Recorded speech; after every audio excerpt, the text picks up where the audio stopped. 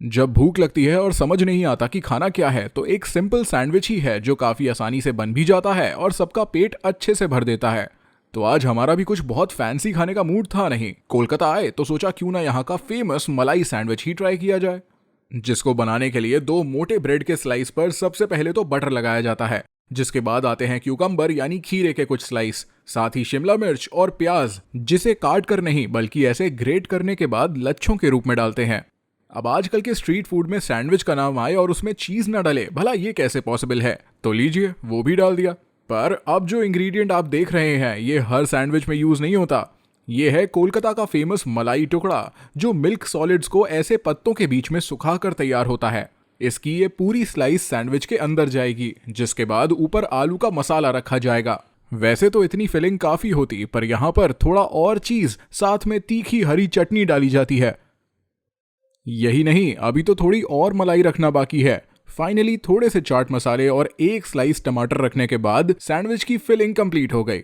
कुछ इस अंदाज में टोस्टर के बीच में ओवरलोडेड सैंडविच को दबाकर सीधा तेज आंच पर सिकने के लिए छोड़ दिया जाता है। ऐसे टोस्टर्स बचपन में लगभग हर घर में मौजूद होते थे, जिनसे निकले सैंडविच एकदम परफेक्ट सिके हुए और करारे निकलते थे, बिल्कुल ऐसे।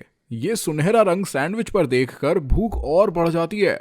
अब सैंडविच के किनारे और जो हिस्सा थोड़ा ज्यादा जल गया होता है उसे काट कर अलग कर लिया जाता है और प्लेटिंग के लिए ये सैंडविच एकदम तैयार है। हमने प्लेट लेने के लिए हाथ आगे किया ही था कि भैया ने इस पर और चीज डाल दिया।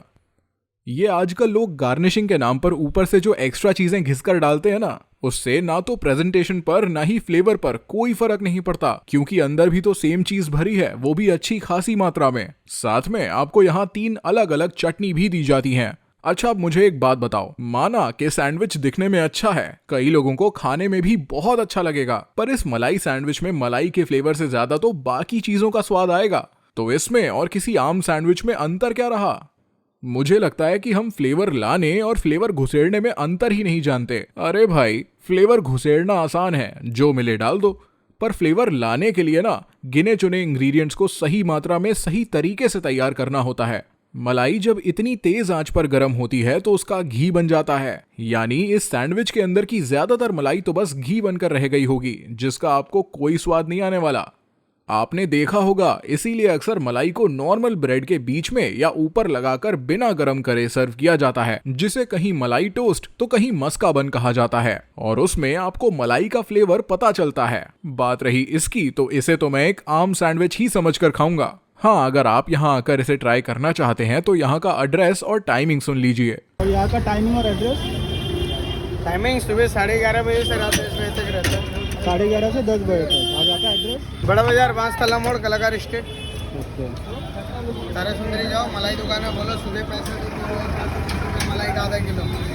VR फूडीज आपके लिए ऐसे स्वादिष्ट खाने और जानकारी से भरी वीडियोस लाता रहेगा, इसलिए हमें फॉलो करना मत भूलना।